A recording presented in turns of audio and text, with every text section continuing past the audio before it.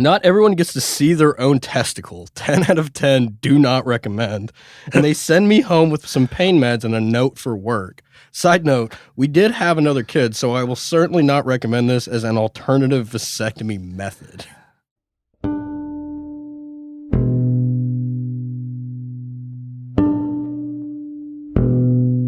Welcome to The Cauldron, a podcast hosted by Ed Bolden-Greer, the creator of Ravensvale.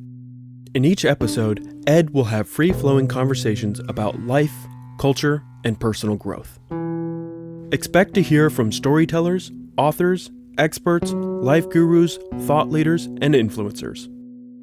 The Cauldron is a place where concoctions of a lot of ideas are brewed down to potions that are sometimes important and useful, sometimes eccentric and bizarre, but always just what you need.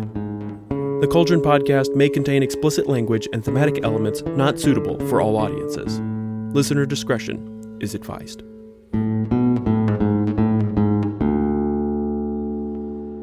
Well, hey there, family. Welcome to the Ravensvale Cauldron podcast, where we gather around the mystical cauldron to stoke the embers of curiosity and ignite the fires of imagination. I'm your host, Ed Bolden-Greer, and joining me is my co-host, the conjurer of curiosity, Jacob Garner, a.k.a. Frady Cat. Hello, everyone. In today's episode, we are gleefully plunging into the delightful chaos of Reddit's infamous Today I Fucked Up subreddit. Buckle up for a roller coaster ride as we unravel not one, but two jaw-dropping tales of everyday calamities that are equal parts hilarious and facepalm-inducing. From the bewildering to the downright embarrassing, these stories have it all. You might even hear some of our own fuck-ups. So grab your popcorn, settle in, and prepare for a wild ride through the ultimate collection of human blunders.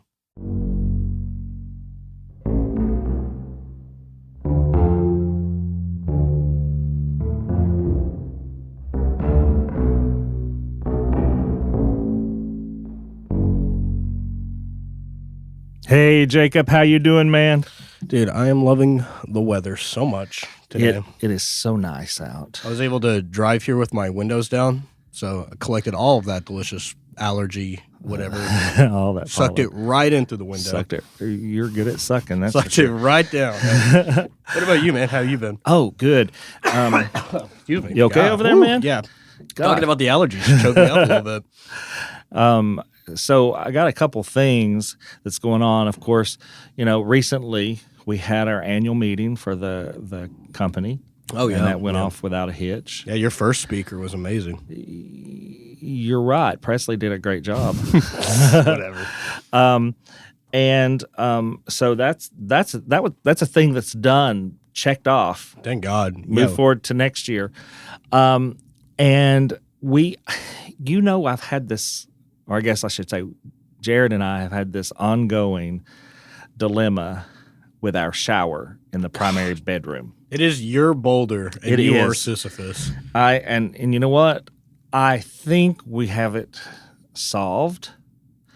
We have a guy who started last week, who came in, tore out half the tile, rebuilt the shower basin. We're not going to cut our feet on tile anymore. Oh, that's We're not going to have black mold growing, but he's wrapping it all up today. We have to let the stuff cure overnight, and by Thursday morning, we're going to be able to shower in our own shower again. Thank God. You guys stink. Thanks. And the other side of that is we've also been displaced because the construction stuff is happening in our bedroom. We've been displaced to the guest room. And even though they're almost identical, like they're the same brand and same model of mattress, we chose for the guest room to accommodate more people. We chose a medium softness or firmness, depending on how you're looking at it. In our bedroom, we have the extreme firmness. Yeah, that's the way I prefer my bed, too. That's the way you prefer it in the bedroom, right? Yeah. I like it firm. And so it's just a softer bed, and even though it feels like we're camping or we're on a trip, it's been too long. No, yeah. And I mean, dude, how long have you guys, it feels like 2 years now you guys have been fucking with the shower thing? We had the shower problems starting when we bought the house. And then it had a fiberglass tub shower combination. Yeah. And we had that ripped out, okay? And we had one of those prefabbed shower stalls that you snap together, put in with the pan and everything. Mm-hmm. And that was fine for about a couple months, and then we started growing mole. Mm-hmm. And so we lived with that for just a little while. It lasted about 9 months, right? And then we had the same guy. We found out it was a manufacturing defect. And so we had the same guy come back, and we had him tear everything out because we obviously didn't want mold in our house. Oh, you don't? No. No. And so we had all of that ripped down to the studs, right? Jesus. Yep. And then he tiled the entire bathroom, the entire shower to the ceiling, and about 4.5 feet up out where the toilet area is and all that in white subway tile, right? And on the floor of the tile, of the tub or shower, we did penny tile. Okay. The problem was that it was taking about 2 weeks. We were gone the first week, and we had a house guest at that time. When we came back, we couldn't come back to the house because he was still working. And so we had to move into a hotel for about a week here. Really? Locally. Yeah. Jesus. And during that week, he had COVID. And so he was coming to the house and working for about 40 minutes and doing the pan. And although he sloped it, he didn't slope it enough for penny tile, and water just bunched into the little crevices of the tile. Oh, my God. And there was evidently a cut that he couldn't have known about in the liner. Mm-hmm. And so during peak water times, we would get a little leakage out under the shower. And so we've had to have all of that ripped out. Now, the one good thing about having the tile put in the first place, they found out that our condo, the fascia on the outside of the condo had never been attached at the bottom. We had weeds growing up in the wall. Really? Yeah. And so that was fixed, much warmer, much, like the insulation isn't. There was no insulation. Yeah. And so all of that got fixed, and it was put to code and everything. And that the tile on the floor just kept buckling and kept coming up. Mm-hmm. So this guy's come in. He's an expert. He's with Mr. Fix-It. I call him an expert. This is not all he does, but he's very good at what he does. And he's not only good at what he does, but he cares about how it looks. Dude, shout out to Mr. Fix-It. Yeah. Getting my boy right. Yep. So, yeah. So that's what you've been up to. That's what I've been up to. I haven't had to deal with anything on that level. Thomas threw up on my floor the other day, and that's basically been he's about so it. Cute. Oh, yeah. He's an asshole. You see that cut on my hand? Yeah. Yeah, dude. I was like, Thomas, you can't be doing this, dude. You're going to lose some weight because if you hurt the moneymakers, you can't go get a job and pay for your food. Thomas is my cat, by the way. Anyway.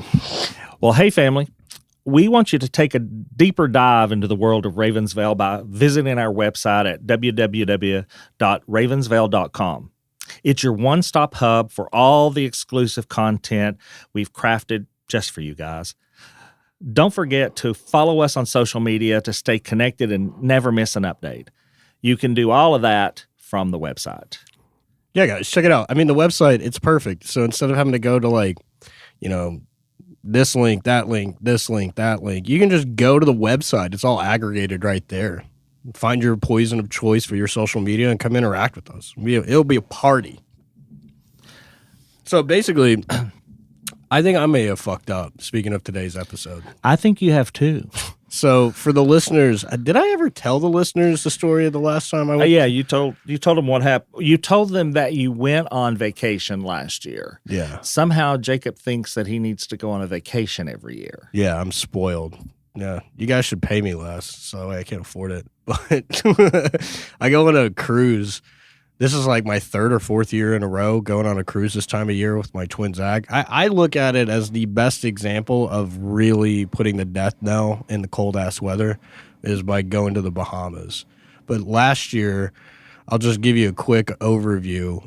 Zach did not purchase a hotel room, even though, like, I had assumed that he was for whatever reason. So I had to stay in the Orlando International Airport for about 26 hours, of which I slept about an hour. Now let me jump forward a little bit. Okay. To this year. Mm-hmm. Again, you're allowing your twin. Yeah. And how long have you known him? 29 years. Yeah, that's right. You're going to be really old. I'm going to be in ancient. August. Yeah. But you're allowing this man to make your reservations again this year. Again this year, yes. And even though you know that he can be a little cheap. Oh, yeah. You're still letting him make that reservation. I'm just letting the listeners know that if I have to take a sabbatical for an extended period of time and you're just hearing Ed's voice, it's because I'm currently sitting in a jail cell somewhere waiting arraignment because I will strangle my twin to death if I have to sleep in the Orlando International Airport again. Here's a way to stay out of jail. Tell them you are your brother. and then just swap each other's IDs. Well, no, just have both and like go, I really need to go to the bathroom. You come back, oh, hi, I'm Jacob. Play both characters because you all are characters. Okay, so speaking of fucking up, let's go ahead and jump into the topics today. So, listeners, we curated some popular posts on the Today I Fucked Up subreddit. And just a brief overview for anybody that doesn't know what that subreddit is. It's a massive time sink. So if you are bored and you really want to read funny stories from the internet of people just fucking up in their day-to-day life, check this subreddit out. So this one is, the post is titled, I Punctured My Testicle by the Redditor Rigor Mortis. And I will say real quick, too, I'm going to give a little bit of a warning. There's some graphic depictions of a dude puncturing his testicles. Oh. So when me and Ed found this, it physically made me cringe and twist uncomfortably. So the post. So that's why I wanted to put it in here so I could watch you do that again. Oh, Jacob. Oh, yeah. Wait, hold on. Before we dive into it, Jared and I were at our favorite place to eat in the world. Palanchos. Yes. Naturally. We're going there tonight. Of course you are. With our dear friend Melanie. Oh, nice. And while we were there, wait, you guys are going back to back? Yeah. You guys are addicts. Anyway, so while you're there, I actually said we're going to, dine on the it doesn't matter. We confirmed it this morning, and we're all addicts of Palanchos. So while we were there, and knowing how much you love aliens, yes, we got you something. Shut up. Close your eyes. Okay, I'm gonna put my hands up. No, just put your hands back. Okay, there you go, buddy. Can I open my eyes? Yeah, dude. You get this out of the claw machine. Yep. It's like a little pink, big-headed, big black eye alien. It's like sparkly. It's dope. I'm gonna put that on my dashboard. Oh, by the way, I'm not going to bore the listeners with it, but did you get that article I sent you? I did. Okay, cool. Aliens are real. That's all I'm going to say. Look it up. It's on The Guardian. Anyway, so back to the post. The Guardian. Yeah, no, very vaunted reliable institution for sure, yeah. So the post goes, today I fucked up. I punctured my testicle. And it reads, this happened a few years ago, but my wife has encouraged me to start sharing my story, so I'll start here with this doozy. I used to work outdoors, sometimes on horseback, with various ranchers in my area. This particular day, a rancher and I were riding through some thick juniper trees looking to identify and GPS sites for future spring water development. We were about 2 hours on horseback from his ranch, which is about another 3 hours driving from any kind of hospital. This is where I effed up. I'm following him too closely through the brush. He's breaking some of the dead lower limbs off of older trees as we ride because it's too thick to get through otherwise. One snaps and is so loud it scares my horse enough to make it jump up and forward. Another broken branch catches the inside of my left knee, slides up my thigh in an instant, through my jeans, and snaps off into my crotch. I wail and dismount. Oh, Jesus. The rancher turns and looks to see a stick about a foot long and the width of a nickel sticking out of my pants. I reflexively and I know I shouldn't have, pulled it out and immediately stuck my hand down to check for damage. Blood. Rancher asks, "Are you good?" Pale face, I replied, "Not a chance." I lay down with my head downhill to get some blood back to my head. Rancher climbs off his horse and checks on me a bit before asking, "Hey man, we've only got one more to go and we came all this way. Do you mind if I go over to the next ridge and get it?" I limply toss him the GPS. Asshole. Yeah, what a fucking dick. Ugh, I'm not sure if he was gone long or if I passed out or what really happened, but next thing I know, we're talking again. By now, the bleeding has more or less stopped on its own, so I know I'm not terribly injured, but I'm still not okay. He asks if I can get back on the horse, and upon seeing my grim expression at the thought, continues on to ask if I can walk and know which way is the closest road. I point the general direction. He says it's about 3 miles from where we are. He takes the horses, and he says he'll head back to the house and get a truck and look for me along the road. I start stumbling my way toward the road, and there is I know, right? Could you imagine? And there is a pretty decent hill I've got to climb. I get 1 bar of cell service at the top and sit down to call my wife. "Hey, sweetheart, you know how we've been talking about me getting a vasectomy? I may have accidentally done it." She does not find it as funny as I do. I assure her that I'll live, and I can tell she's both parts worried and annoyed with me. If this goes well, I'll post other stories. She's had 16 years of this nonsense, so she's cool with it. Good on her. I make it to the road and start heading towards the ranch. The rancher picks me up, takes me back to my truck, and I drive myself home. Man, what a badass. I call my boss on the way, and he says to take all the workman's comp I need because he's got no clue how long it takes to recover from this kind of injury. I can tell you. Yeah, Go ahead. I get home. Wife takes a closer look. There's clearly a hole in my scrotum, but she can't see what else. Ugh. We go to the ER. They did an ultrasound, pulled out chunks of bark out of my sack, and stitched me back up. Are you okay over there, Jacob? Hey, you're certainly a white boy today. Dude, yeah, I'm as white as the pale paper as right it can here. be. God. Not everyone gets to see their own testicle. 10 out of 10 do not recommend.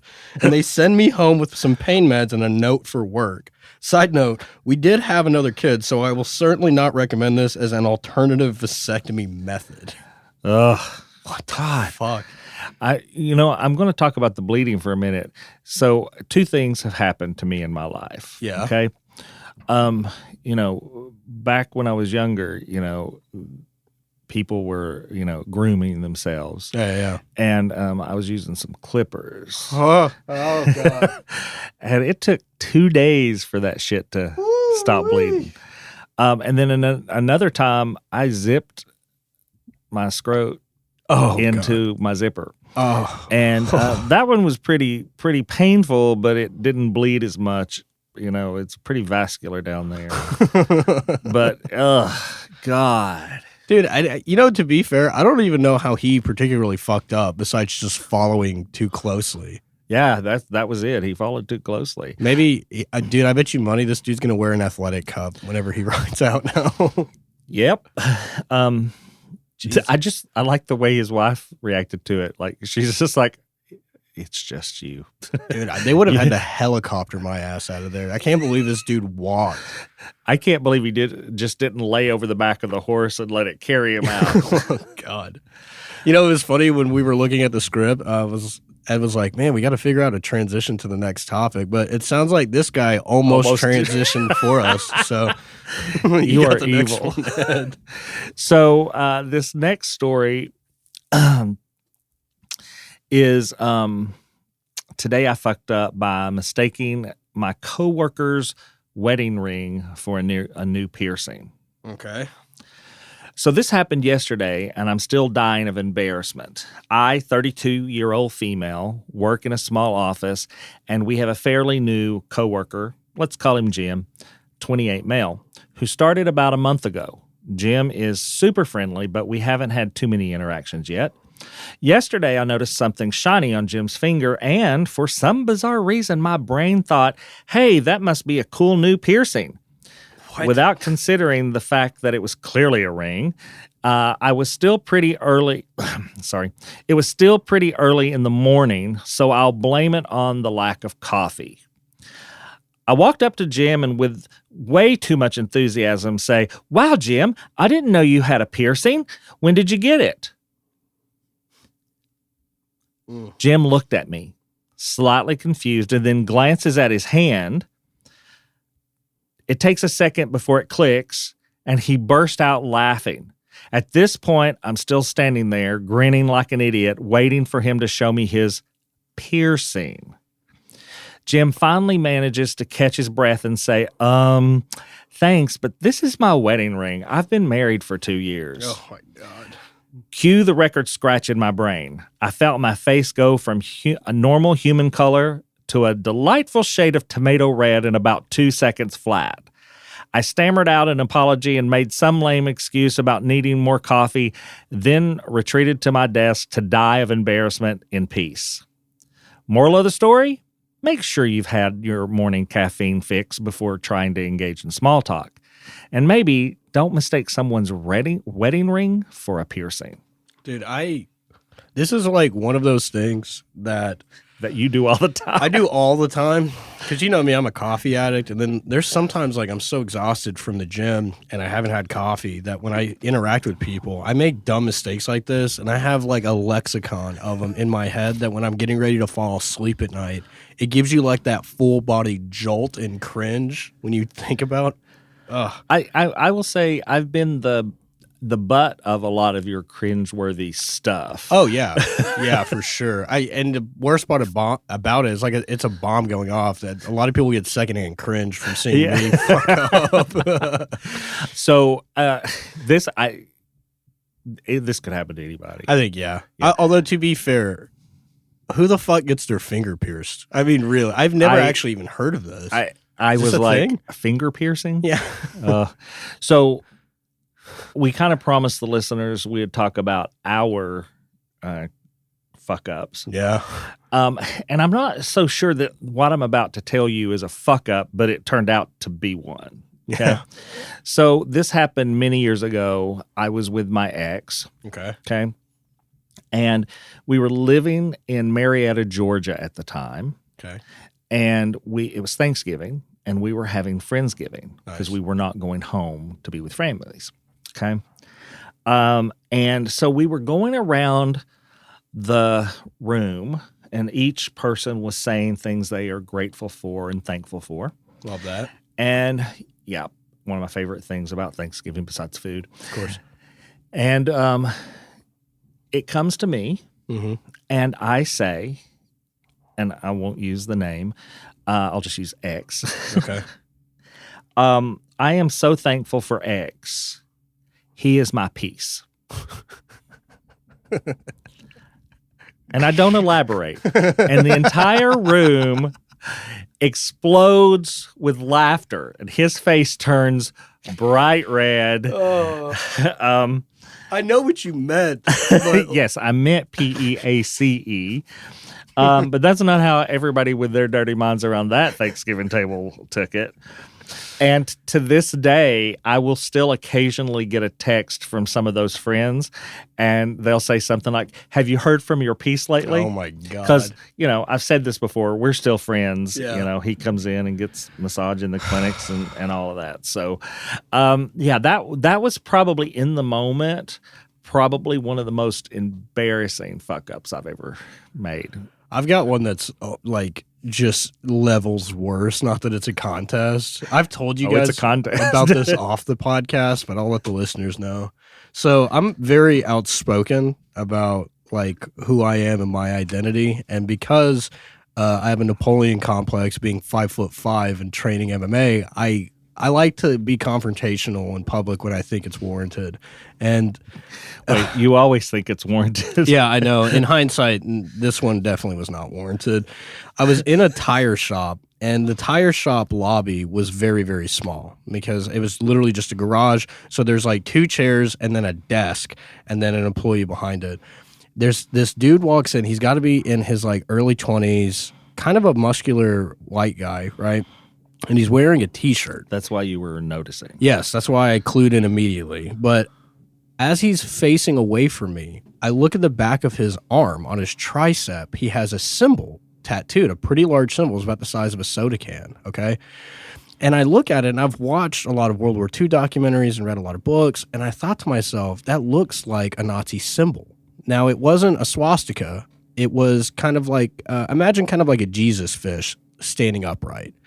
And I've seen that emblem before. So while I'm sitting there, I get on the Southern Poverty Law Center's website to look up a PDF of famous hate symbols. And lo and fucking behold, I see one called an Odin's rune. Did you really, though? I was very mad at the time. And I was like sitting there just pissed. So when I think I see the symbol, I stand up and I tap the dude on the shoulder. I have to look up at him, by the way. And I interrupt his conversation. He was trying to buy some rims or something like that. And I go, hey, man, what the fuck is that on the back of your arm? And he goes, what? And he thought there was like a bug or something on him. He goes, what? And he starts brushing it away. I said, no, what the fuck is that tattoo? And he goes, oh, this? It's from a TV show that I really, really like. And I said, bullshit, look. And I showed him my phone. And I said, are you a fucking Nazi? And he is mortified. He is mortified. And he goes, what? No, I'm not. And I point towards the cashier and I go, look, is this not that symbol? And the guy goes, oh, yeah, dude. What the hell? Hey, no, you need to get out of here. It was not that symbol. So the guy goes, whoa. Okay, look, I don't want any trouble. And I'm like nose to nose with him. And I was like, you need to get the fuck out of here. No, you were nose to tit with him. I was like nose to clavicle with him. And then I was like, you need to get the fuck out of here, man. And he goes, I'm really sorry. I'm not trying to offend anybody. And I was like, well, you should probably cover that thing up. So then he leaves. So this is days later. I'm at the bar with some friends and I'm telling them this story. And I thought it was going to make me look like a the goat. Like, oh man, Jacob's so cool. He's standing up to Nazis. Well, then one of my friends goes, wait, hold up, Jacob, because they saw the tattoo and the symbol. They said, what TV show did he say it was from? I said, I don't know. I've never even heard of it. Some TV show or movie called Twin Peaks. And then they pulled it up and it was that symbol. It was just slightly different than the one that I saw it's very different. It was slightly very different. I encourage anybody to look these up and you could see how in the moment and go on social media and tell Jacob how horribly wrong he is and how he probably scarred this guy. Yeah, that's for life. I fucked up. You did. You I cringe about it so hard. I cringe for you. That is I'm co-cringing with you. And that's a new term, by the way, guys. Co-cringing. Listen, if by chance the guy that I confronted in that tire shop, if you somehow listen to this podcast and you remember this interaction, just know I am so sorry, and I hope you still have your tattoo, man. Man, you're unbelievable. But before we close this out, okay, just gonna give you another little gift. Okay, because we know who you are. Okay. So close your eyes again. All right, they're closed. Okay. All right. Let me know when I can open them. Okay, you can open them. They got me another one that's gold, another gold alien. It's more about the position. Yeah, it's probing the other one. Nope. It's really mouth to anus. Oh my God. Dude, these are great. Aren't they? Always thinking about you, man. Thank you. Reflecting back on today's tale, it's clear that sometimes even our best intentions can lead to unexpected and often amusing missteps. Say that again. Life has a funny way of teaching us lessons through our blunders, and while it may be embarrassing in the moment, there is always a silver lining in hindsight. Whether it's a hilarious mishap or a more serious oversight, these experiences shape us and make for great stories to share with friends, family, and of course, strangers on the internet. Remember, it's okay to laugh at yourself and to learn from your mistakes. After all, it's these moments that make us human and keep life interesting. So until next time, keep embracing those little screw-ups and remember, you're never alone in your quest for improvement. Now, family, you adults have a few chores to do. Go on over to ravensvale.com and see about doing your chores on social media. Follow us on all the social media platforms we made available just for you folks. Like, listen, subscribe, and follow wherever you listen to podcasts. And if you don't mind, please leave us a good rating and a kind comment. You can find the Ravensvale Cauldron podcast on your favorite podcast platform. Just search for Ravensvale Cauldron Podcast and hit the follow button so you can stay up to date with the latest episodes. So until next time, family, see you soon.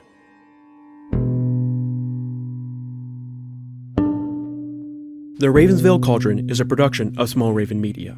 Today's episode was hosted by Ed Bolden-Greer with co-host Jacob A. Garner. Audio engineering and sound design by Nick DeVan at Nicky D Sound. Copyrighted 2025, Small Raven Media. All rights reserved.